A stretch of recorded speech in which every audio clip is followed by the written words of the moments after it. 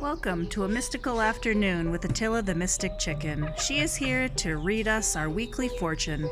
Today is Sunday, May the 3rd, 2020. Attila, mysticize.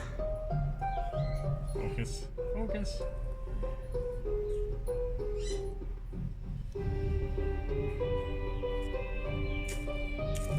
Aha! 2 for 1. Well, we're going with this one. Ooh. This is deep. How much deeper would the ocean be without sponges? Your finger's covering it, but that's okay.